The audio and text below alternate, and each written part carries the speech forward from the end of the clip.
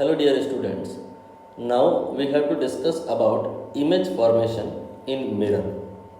Based on that we have this question over here जो कि concave mirror में है। हालांकि मिरर तीन प्रकार के हो सकते हैं।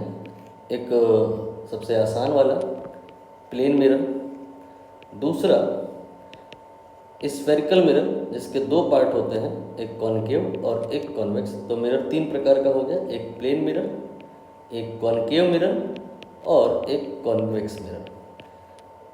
प्लेन मिरर सबसे इजी होता है, कॉन्वेक्स मिरर की जो कहानी होती है वो सबसे शॉर्ट होती है, कॉन्केव मिरर की जो कहानी होती है वो थोड़ी सी लेंथी होती है, थोड़ी सी मुश्किल होती है और इम्पॉर्टेंट होती है। बात हम यहाँ पे सारी ही कर लेंगे। पहले प्लेन मिरर की कर लेते हैं। प्लेन मिरर की कहानी शुरू होते ही ख़त्म हो जाएगी। Suppose from the plane mirror you are at distance of 20 centimetre.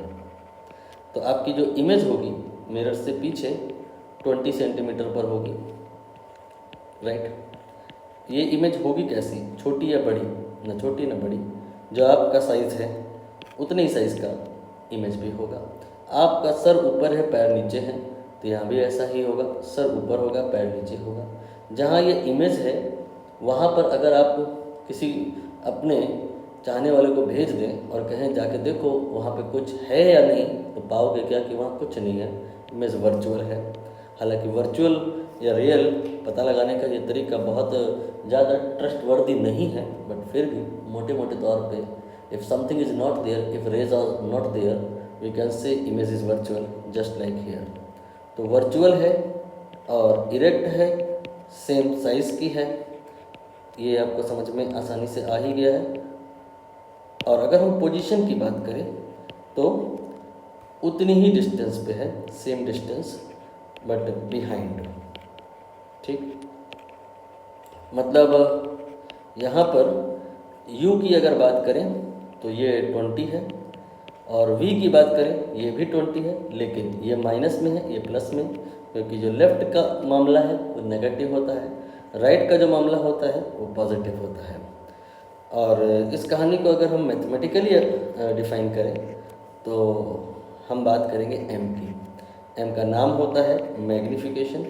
It is like a vector quantity but actually not vector. मतलब इसमें मैग्नीट्यूड भी होता है और साइन भी होता है।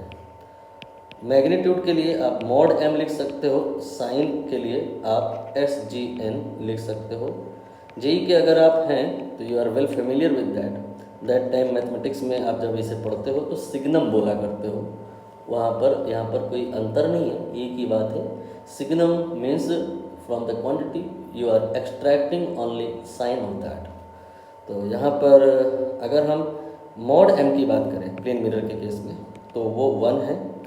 क्या सिग्निफिकेंस होता है इसका कि अगर 1 से बड़ा होगा साइज इमेज का बड़ा होगा, इमेज छोटी बन गई तो 1 से कम आएगी वैल्यू, और अगर उसी साइज़ का है तो m की वैल्यू 1 होगी। प्लेन मिरर में सेम साइज़ का इमेज होता है, सो मॉड m ये 1 होता है। और सिग्नम या साइन की बात करें तो यहाँ पॉजिटिव दिया जाएगा बिकॉज जो इमेज है वो इरेक्ट है। कुछ लोग कहेंगे इन्वर्टेड होती है इमेज, लेकिन वो रियल में इन्वर्टेड नहीं होती, वो लेटरल इन्वर्जन होता है। वो तो लगभग सारे ही मिरर में होता है, इसलिए उसको यहाँ पर हम दरकिनार करेंगे और कहेंगे क्या कि इमेज इरेक्ट होती है और इरेक्ट इमेज मोस्टली वर्चुअल होती है, और जब रियल अगर कभी होगी इमेज तो वो इन्वर्टेड होगी। यहाँ पर m का जो साइन है कब प्लस होगा कब माइनस होगा, सीधी जो अगर इमेज खड़ी है जैसे ऑब्जेक्ट है वैसी इमेज है तो फिर प्लस होगा, नहीं तो फिर माइनस होगा। तो यहाँ पर प्लस हो गया। इन टोटल अगर m की बात करें तो for plane mirror m equal to +1 होता है। ये बात कई बार पूछी गई है। प्लेन मिरर की कहानी शुरू होते ही ख़त्म हो गई। कॉन्वेक्स मिरर की कहानी ये मैंने कहा है बहुत शॉर्ट होती है, बाद में कर लिया जाएगा कभी। हम आते हैं मुद्दे पे जो सबसे इम्पॉर्टेंट, टफ, जो भी आप कहना चाहें या लेंथी है, दैट इज कॉन्केव मिरर। ये आपका कॉन्केव मिरर है। अभी तो नहीं कह सकते ये कौन सा मिरर है जब तक पॉलिश ना कर दें। पॉलिश कर दिया आपने, अब ये कॉन्केव मिरर है। इसके मिड पॉइंट पर आप P लिखेंगे, इसका नाम रखा जाता है पोल। और अगर आप उस सर्किल को इमेजिन करें जिसका ये मिरर पार्ट है, तो फिर उसका सेंटर भी कहीं होगा। यहाँ पर मैंने सेंटर मान लिया। इसको आप सी से रिप्रेजेंट करेंगे और सी और पी को मिलाएंगे तो एक लाइन मिलेगा। इस लाइन को एक्सेस ऑफ द मिरर कहेंगे, और डिटेल में जाके बात करें तो आप प्रिंसिपल एक्सेस भी कह सकते हैं। सी और पी के बीच में एक पॉइंट कंसीडर करना है, इसे एफ कहा जाता है, ये फोकल लेंथ है। और जैसा मैंने कहा ये मिड पॉइंट है, मैंने कहा नहीं अब कह रहा हूँ कि ये मिड पॉइंट है सी और पी का। तो ये वाली दूरी और ये वाली दूरी बराबर है। अगर F से P तक की दूरी को मैं F मान लूँ तो इस सिचुएशन में जो ये वाली डिस्टेंस होगी वो 2F हो जाएगी। इसीलिए कुछ किताबों में अगर यहाँ 2F लिखा हो तो आपको पैनिक नहीं होना है, क्योंकि ऐसे लिखने को तो 3F भी लिख सकते हैं, हमें कोई एतराज़ नहीं है। 4F भी लिख सकते हैं, ऐसे जितना मर्जी करिए आप लिख सकते हैं, not a big deal for. ठीक है, अब इसके बाद हम ऑब्जेक्ट को कंसीडर करेंगे। कहाँ कंसीडर करें ऑब्जेक्ट? अगर आपने बुक पढ़ा हो, जो कि मैं रिवाइज़ करा रहा हूँ तो डिटेल में नहीं जा पाऊँगा, थोड़ा थोड़ा मैं मान के चलूँगा कि बुक आपने पढ़ी है, तो फिर वहाँ एक टेबल होती है। उस टेबल में ऑब्जेक्ट बहुत सारी जगह होता है, बहुत सारे केसेस होते हैं। क्या कि ऑब्जेक्ट आपका जो है O1 इन्फिनिटी पे होता है, ऑब्जेक्ट O2 दूसरा केस, वो 2F के बियॉन्ड कहीं पे भी मान सकते हो, 3F या 4F पे। फिर नेक्स्ट जो केस होता है वहाँ ऑब्जेक्ट 2F पे होता है। मतलब आप समझ रहे हो पैटर्न कि ऑब्जेक्ट को धीरे धीरे मिरर के करीब लाना है। पहले बहुत दूर कहीं रखिए आप इस बंदे को, फिर ये बंदा चलते आ रहा है धीरे धीरे, ये जो डिस्टेंस है इसको आप 1000F मान लो अगर, तो ये लगभग इन्फिनिटी हो गई कंपेयर टू F। 1000 गुना अगर है कोई तो बहुत ज़्यादा मान सकते हैं, इनफाइनाइट हो गई। ठीक, फिर इस बंदे को चलने को बोलना है तो ये चलते चलते 3F पे आ गया, तो ये बियॉन्ड 2F सिचुएशन हो गई। दूसरा केस हो गया, ये O1 हो गया, ये O2 हो गया। इसकी इमेज कहाँ होगी आप सोचिए, आप पढ़े लिखे हैं। ऑब्जेक्ट और अप्रोच किया, अब 2F पे हो गया, इमेज कहाँ होगी आप सोचिए, पढ़े लिखे हैं। फिर ऑब्जेक्ट और आ रहा है, धीरे धीरे इसको आते ही जाना है, धीरे धीरे इसको आते ही जाना है। कब तक आना है? जब तक कि सारे केसेस कवर ना हो जाए। टोटल कितने केस होते हैं आप काउंट कर लो, 6 केस होते हैं। मैं एक एक केस एक साथ डील नहीं कर रहा हूँ, दुनिया से अलग चल रहा हूँ, सारे केस एक साथ ले रहा हूँ, या तो सब समझ में आ जाएगा या सब कुछ जो समझ में आया है आप भूल जाओगे। देखते हैं क्या होता है। सारे ऑब्जेक्ट मैंने इकट्ठे बना लिए हैं। इन सारी ऑब्जेक्ट की जो इमेजेस हैं उन्हें हमें इकट्ठे बनाना है। समझ में आएगा क्या कहीं ऐसा तो नहीं कोई पैटर्न है? फिर वो पैटर्न अगर हमारे दिमाग क्लिक कर गया तो जो याद आएगा सब एक साथ याद आएगा। मैंने इस चीज़ को किया है शांतिपूर्वक, तो समझ आया कि पैटर्न है। एक लाइन इसके लिए आपको बना लेनी है, और वो लाइन जो है इस तरह से रहेगी। एक्चुअली कोई लाइन नहीं है, ये सपोर्ट में है बस चीज़ों को समझने के लिए, इसलिए डॉटेड डॉटेड कर लिया है मैंने। इस लाइन को आप इधर भी बना सकते हैं मिरर की दूसरी तरफ, ये ऐसे। ठीक, यहाँ पे चलिए पूरा कर लीजिए, कोई दिक्कत नहीं। तो जो मोमेंट होता है इमेज का, ऑब्जेक्ट का मोमेंट ऐसे हुआ, इमेज का मोमेंट ये इस लाइन पे होता है। लेकिन लाइन पे तो एरो मेंशन नहीं है, वो मैं कर दूं तो समझ में आ जाएगी बात। ये एरो मेंशन हो गया। तो सबसे पहला जो ऑब्जेक्ट होता है O1, उसकी करस्पॉन्डिंग जो इमेज होती है वो यहाँ होती है। ठीक, फिर जो दूसरा ऑब्जेक्ट होता है उसके करस्पॉन्डिंग जो इमेज होती है वो आप समझिए, एरो को ध्यान में रख के चलिए, इसको थोड़ा एरो की डायरेक्शन में शिफ्ट कराइए, ये यहाँ पे होती है, ये इमेज बन गई। Can you compare this size? Size is little bit less compared to size of object. Can you tell about nature? It is real, inverted, diminished, and between F and 2F. For this we are talking. But if we talk about O3, if we talk about O3, तो उसकी जो image होगी इसी pattern को follow करिए, इसको और इधर की तरफ ले आइए, एक कोई पॉइंट बनाइए जो इसी लाइन पे हो, थोड़ा आगे आकर के यहाँ पे कहीं पे। अब ये तीसरा वाला जो ऑब्जेक्ट है उसकी इमेज बनेगी, तीसरी वाली image I3। Have you notice something? Object at 2f, image will also eight 2f। Real inverted same size, जितना ये उतना ही। मैग्निफिकेशन के पॉइंट से अगर बात करें ना तो हर जगह नेगेटिव है, क्योंकि रियल है, इन्वर्टेड है। लेकिन मैग्निफिकेशन के मैग्नीट्यूड की बात करें तो वो यहाँ पे 1 है, बाकी यहाँ तो 1 से कम है, यहाँ तो लगभग 0 ही है। और इसके बाद का पैटर्न अगर समझें तो ये ऑब्जेक्ट आपका चलते चलते यहाँ आ गया, तो इमेज जैसे चल रही है वैसे चलते जाएगी, वो यहाँ आ जाएगी। ये आपने जो बनाया है ये है I4, right. Now think where will be I5?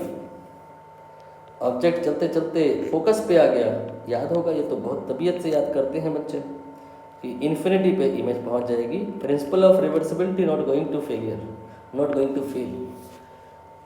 If object is at infinity, image was at focus, and if object is at focus, image will be at infinity। चीज़ें रिवर्स हो गई। if object is beyond 2f, image is between f and 2f, and if object is between f and 2f, image will be beyond 2f। Principal of reversibility सुना होगा नाम तो आपने पहले भी। अब जो लास्ट वाला केस है ये इन सारे केसेस से अलग है। ये वाली कहानी अगर आप चलते जाओ तो आप बॉटम कॉर्नर पे पहुंच जाओगे, लेकिन और चलते जाओ तो बॉटम कॉर्नर की लिमिट एक्सीड कर जाएगी। एंड पैटर्न अगर कंटिन्यू करें तो something if going in that way, Ramanujan ने भी कहा था कि इन्फिनिटी की भी लिमिट होती है, उसको क्रॉस करो तो दूसरी तरफ वाला इन्फिनिटी आ जाता है। अगर इसी पैटर्न को हम आगे लेते जाएं तो suddenly what you will rise कि जो चीज़ इधर ऐसे जा रही थी जब जा चुकी तो फिर इधर से आने लग गई। यही होगा यहाँ पे। ये आपका कोई पॉइंट कंसीडर किया गया और इसको अगर हम एक्सेस से कनेक्ट करें यू विल गेट I6। तो आप बताएं कि इसका मैग्नीफिकेशन प्लस या माइनस? सीधा है, ये प्लस होगा। साइज देख लें, बड़ा है या छोटा है। यहाँ पे साइज बड़ा है, साइज सेम तब मिलेगा जो ये ऑब्जेक्ट बिल्कुल चिपक जाए आके, यहाँ पे इस जगह पे बिल्कुल चिपक जाए, तो जो इसकी इमेज है चलते आएगी वो भी चिपक जाएगी आगे इससे। Same size will be when distance of object from mirror is 0। If not then definitely in large image you will get in convex mirror, sorry concave mirror. तो यहाँ पर हैव यू नोटिस्ड समथिंग कि image तो virtual भी है, image तो real भी है। प्लेन मिरर जैसा नहीं है ऑलवेज वर्चुअल इमेज मिला। यहाँ पे इमेज रियल भी मिली, most of the time real ही मिली बस, लेकिन एक बार कहें तो वर्चुअल भी मिली। तो virtual image of this and virtual image of that में क्या कोई अंतर है? जी हाँ, ये वर्चुअली इनलार्ज इमेज है, ये वर्चुअली डिमिनिश्ड इमेज है। नो, वर्चुअली सेम साइज की इमेज है। वर्चुअल इमेज के पॉइंट से अगर हम मिरर को डिफरेंशिएट करें तो कर सकते हैं। वर्चुअल इमेज उसी साइज की अगर मिल रही है तो फिर वो प्लेन मिरर है, और वर्चुअल इमेज अगर इनलार्ज होके मिल रही है तो वो डिमिनिश्ड नहीं, वो कॉनकेव मिरर है। And if you study convex mirror in same way you will realise कि कॉन्वेक्स मिरर में भी हमेशा वर्चुअल इमेज ही मिलती है, लेकिन फ़र्क ये है कि वहाँ ऑलवेज डिमिनिश होती है। तो वर्चुअल इमेज के पॉइंट से मिरर को डिफरेंशिएट करना not a big deal. Virtual same size plane, virtual enlarge concave, virtual diminished convex. Convex वाला मैं आपको असाइनमेंट के तौर पे दे रहा हूँ। बट इफ समवन सेइंग कि भाई साहब इमेज हमें रियल मिली है, definitely mirror can not be plane mirror. cannot be convex mirror, because these mirror provide always virtual image. Exceptions always there. Physics में उसे एक्सेप्शन नहीं कहा जाता, फिजिक्स में वो रीजनिंग होती है। जैसे कि आप प्लेन मिरर में मैं कह रहा हूँ कि ऑलवेज वर्चुअल इमेज मिलेगी, पूछा गया है ये प्रश्न। नहीं, प्लेन मिरर में रियल इमेज भी मिल सकती है। Principle of reversibility always valid है। Let me explain. ये एक ऑब्जेक्ट है, इससे रेस आपने निकाली हैं और यहाँ पे टकराई हैं, रिफ्लेक्शन हुआ है। ये रेज अगर आगे ले जाई जाए तो कहीं नहीं मिलेगी, तो पीछे ले जाके देख लो, फिर वो मिलेंगी। इस पॉइंट पर इमेज होगा। यहाँ पर असली में कुछ है नहीं तो वर्चुअल इमेज बोलोगे। Principal of reversibility always valid मतलब जो अगर हम यहाँ पर एरो को पलट दें, इस डायग्राम को कॉपी कर लिया जाए, नहीं उसमें खिचड़ी बन जाएगी, समझ नहीं आएगा। अगर हम एरो को पलट दें, ऐसे कर दें, ऐसे कर दें, तो रिफ्लेक्शन के बाद ये रेज पॉइंट ओ पर जाके मिलेंगी। उसको फिर ओ कहना उचित नहीं होगा। रिफ्लेक्शन के बाद जहाँ मीटिंग होती है उसको आई कहते हैं। रिफ्लेक्शन के पहले जहाँ से रेज ओरिजिनेट होती है उसको ओ कहते हैं। For this situation we can say here we have not real object, virtual object. तो कोई दिक्कत नहीं, फिर इमेज जो है उल्टा हो गया, वो रियल हो गई। Plane mirror always gives virtual image, correct, but if object is real, which is mostly understood, but if you are going beyond understood things, you are taking a virtual object like here, then you can get real image also. तो understood things के beyond ना जाते हुए अगर हम बात करें तो यहाँ पर ये कहा जाएगा कि रियल इमेज जो अगर कहीं मिल रही है तो वो प्लेन मिरर नहीं हो सकता, कॉन्वेक्स मिरर नहीं हो सकता। वो जो है वो सिर्फ कॉन्केव मिरर है। वर्चुअल इमेज तीनों में मिल सकती है, लेकिन चिंता ना करें, साइज़ के आधार पर तीनों मिरर को आप अलग कर लेंगे। सेम साइज वर्चुअल इमेज जो मिलकर मिल रही है प्लेन मिरर, छोटे साइज की मिल रही है कॉन्वेक्स मिरर, बड़े साइज की मिल रही है कॉन्केव मिरर। अब आप बताओ एप्लीकेशन पार्ट। हम चाहते हैं क्या, सेविंग करना चाहते हैं, दाढ़ी बड़ी बड़ी हो गई है, सेविंग करना चाहते हैं, या डॉक्टर है वो दांत की सफाई करना चाहता है। तो आपका ये जो दाढ़ी वगैरह है या मुंह के अंदर का जबड़ा है, मिरर के अंदर देखना है, मिरर के अंदर देखना है। वर्चुअल इमेज मिल रही है, मिरर कौन सा होगा, वर्चुअल इमेज मिल रही है, मिरर कौन सा होगा, तीनों हो सकते हैं। लेकिन और बुद्धि लगाओ, डॉक्टर जब आपके जबड़े चेक कर रहा होता है, अगर ऐसा हो जाए कभी कि जबड़ा और बड़ा हो जाए तो फिर क्या वो आपके मिरर में, डॉक्टर के मिरर में दिखेगा? थोड़ा सा जबड़ा दिखेगा, सफाई तो पूरे की करनी है। अरे पीछे से मान लो एक ट्रक आ रहा है, आप गाड़ी पे बैठे हो, पार्क करके कार आप कहीं पे रेस्ट कर रहे हो, पीछे से गाड़ी आ रही है, मिरर में देख रहे हो। क्वेश्चन है ये, काल्पनिक बातें नहीं हैं, देख लीजिए। तो अगर हम सोचो कॉन्केव मिरर ले लेते हैं तो दिक्कत क्या आती है, प्लेन मिरर ले लेते तो दिक्कत क्या आती है, कैसा मिरर लगना चाहिए रियर व्यू के लिए, थिंक अबाउट दैट।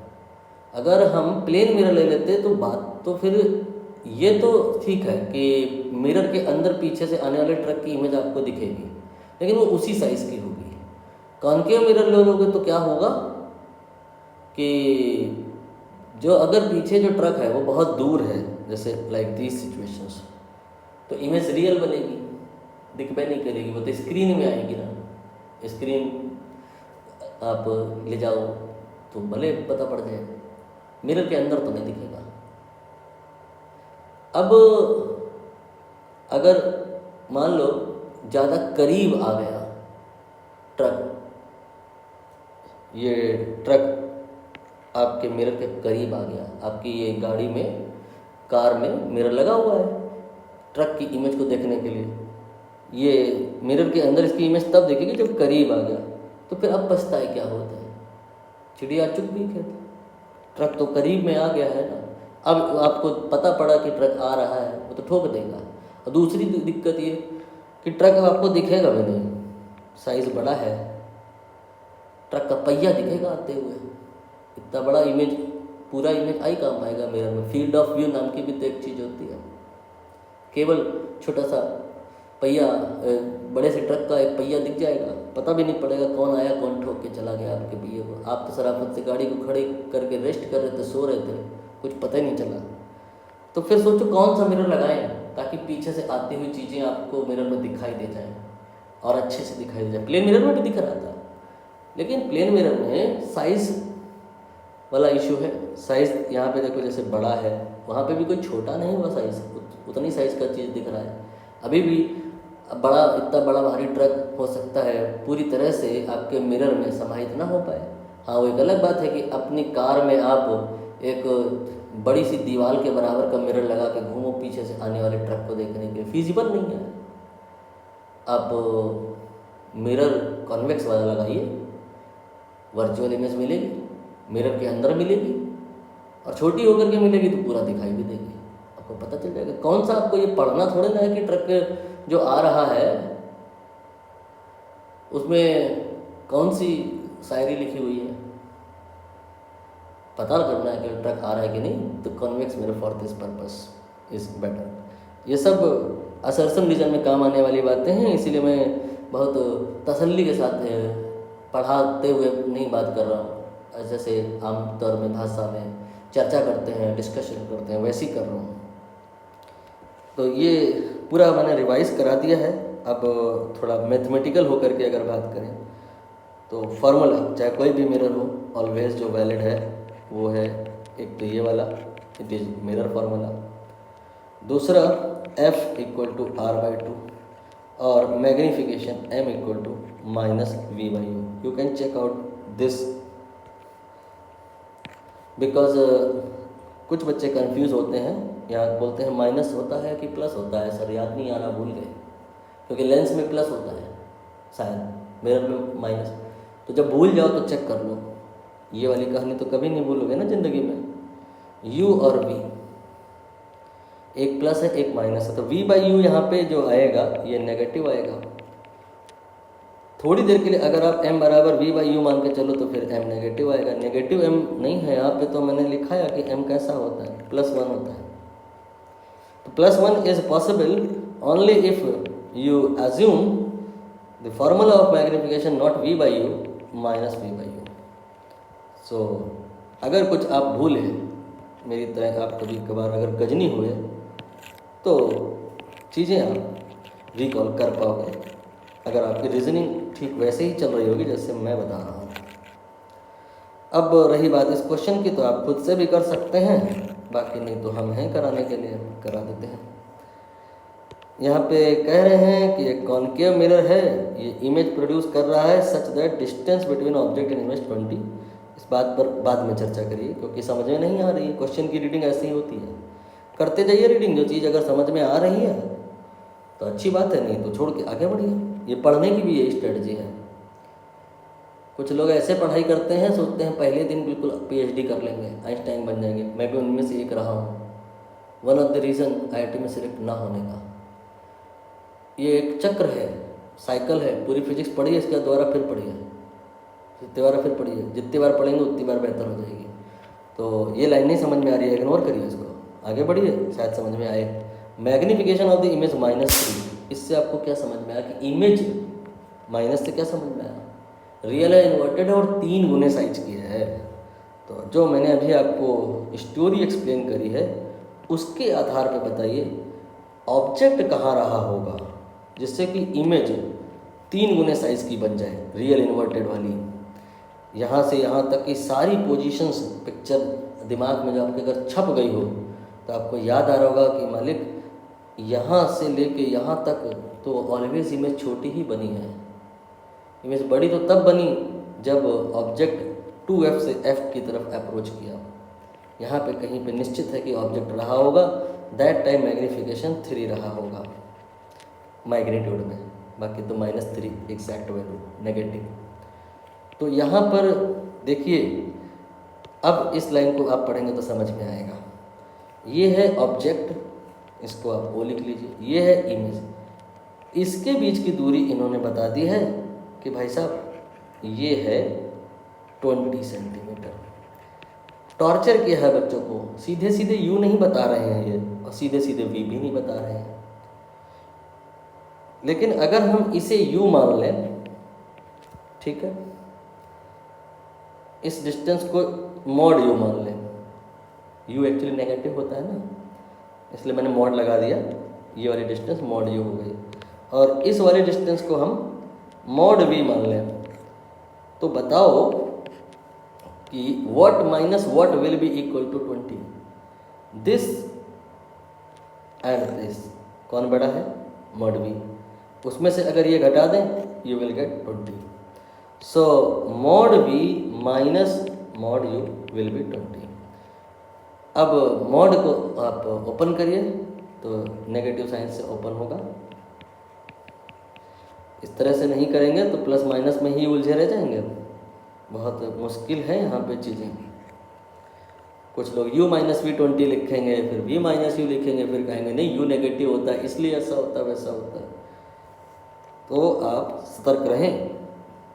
ये वाली लाइन आपको समझ में इसलिए आई कि आपने डायग्राम बना लिया और इस लाइन को पहले तवज्जो दे दी। यही काम फिजिक्स की पढ़ने में भी है, और इसीलिए कुछ टीचर अच्छे हैं और कुछ टीचर खराब हैं। जो चीज़ पहले सारे टीचर पढ़ाते हैं कि खराब कोई टीचर नहीं है, I am really sorry, I apologise. बस टीचर टू टीचर अंतर ये पड़ जाता है कि कंटेंट सबका सेम है, सीक्वेंस बदल जाता है तो बच्चों को समझ में आने लग जाता है। ये लाइन अगर पहले पढ़ ली तो देखो समझ में आ गया, बाद में पढ़ते इसको पहले पढ़ते तो समझ में नहीं आ रहा था। तो वही है, पढ़ाते समय भी अगर हम सीक्वेंस सही रखें तो बच्चों को समझ में मोस्टली देखा गया है कि आता है, और फिर टीचर की बच्चे से कनेक्टिविटी बनती है। दूसरे जिन टीचर्स की बात करो कभी कभी होता है कि बच्चों को समझ में नहीं आता, कंटेंट सेम होता है, सीक्वेंस में अंतर आता है केवल। और अब सर का नाम तो नहीं लेंगे, सबसे पॉपुलर सर है आपके, उनमें भी वही बात है, कंटेंट उनका भी वैसे ही है जैसे हमारा है, लेकिन उनका सीक्वेंस माइंड भी हमसे अच्छा रहा होगा। आपकी साइकोलॉजी उन्होंने बेहतर पकड़ी होगी, और उन्होंने जब पढ़ाया तो पूरी दुनिया को समझ में आया। एनीवे, आगे की कहानी क्या है कि magnitude of radius of curvature, ये हमें निकालना है, एफ निकालना है, ठीक है, मतलब आर निकालना है पहले, लेकिन एफ ही निकलेगा ना, ठीक है। तो कैसे होगा, थिंक अबाउट दैट। एक तो फॉर्मूला आप ये लगाइए 1 minus 1/v plus 1/u equal to 1/f, but इसमें तो हमको कुछ भी नहीं पता डायरेक्टली, ना v या ना u ना f, अब क्या करें। तो फिर मैग्नीफिकेशन जो दिया है उसका फॉर्मूला लगाइए, -3m की वैल्यू है और ये -v/u के बराबर है। तो यहाँ से जो v आएगा दोनों तरफ से माइनस कैंसिल कर लो, वो 3u के बराबर आ जाएगा। v जो है वो 3u के बराबर है, मतलब मॉड में भी आप अगर कहें तो ऐसा ही है, ठीक। मतलब ये वाली जो दूरी है इस दूरी की तुलना में 3 गुना है। जैसे अगर हम इसको x मान लें तो ये 3x है, तो जो इन बिटवीन आएगा दिस माइनस दैट वो 2x हो जाएगा। यहाँ से x निकल आएगा, 2x जो अगर 20 है तो x 10 के बराबर हो गया। मतलब मॉड u की वैल्यू 10 हो गई। मॉड u की वैल्यू अगर 10 हो गई तो u की वैल्यू आप समझ गए -10 हो गई, और u की वैल्यू -10 हो गई तो जो v की वैल्यू है -30 हो गई, ठीक है। हमें निकालना था focal length then after radius of curvature. तो इस फॉर्मूले को आप लगाएं, वैल्यू पुट कर दें v और u की, तो v कितना आया है -30, फिर u कितना आया है -10। यहाँ से f निकालने की कोशिश करें आप, एलसीएम ले लें 30 या -30 जो भी सही लगे। तो ये आ जाएगा -1 -3 equal to 1/f। From here f will be -30 divided by 4। इसे आप 15/2 भी कह सकते हैं, और यहाँ से 2f की अगर हम बात करें तो ये -15 होगा और यही r के बराबर होता है रेडियस ऑफ कर्वेचर, और यही पूछा गया है और यही आंसर है। फोर्थ ऑप्शन करेक्ट हो गया। ये हेडिंग ख़त्म हो गई है और जो इस पर बेस्ड PYQ था वो भी ख़त्म हो गया है। बाकी और क्वेश्चन प्रैक्टिस आप ज़रूर करिएगा। जनवरी अटेम्प्ट में तो और है नहीं, आगे से हम नेक्स्ट हेडिंग अप्रोच करेंगे, that will B motion of image. यही केवल हेडिंग रहेगा, कॉन्वेक्स मिरर या कॉनकेव मिरर, ये स्पेशलाइजेशन दैट टाइम हम लोग कर लेंगे। और ये इम्पोर्टेंट है, इसकी जो कहानी है वो जो मैंने यहाँ बताया है वहीं से रिलेट होगी। जैसे मैंने आपको सिखाया कि ऑब्जेक्ट जो अगर चलते चलते मिरर को अप्रोच करे तो इमेज चलते चलते किधर को जाएगी। ऑब्जेक्ट में अगर मोशन हो रहा है, स्पीड है, तो इमेज में भी स्पीड होगी। इसकी स्पीड बता के इसकी पूछ लेगा, इसका एक्सेलरेशन बता के इसका पूछ लेगा। भाई काइनेमेटिक्स में 3 बातें होती हैं ना, डिस्प्लेसमेंट, वेलोसिटी एंड एक्सेलरेशन। तो इस फॉर्मूले में तो हमने अभी केवल डिस्प्लेसमेंट ही रिलेट किया है ना, ऑब्जेक्ट का और इमेज का। यू कैन से पोजीशन, ये रिलेट करा है हमने। Velocity and acceleration are required to relate, that will be in this heading.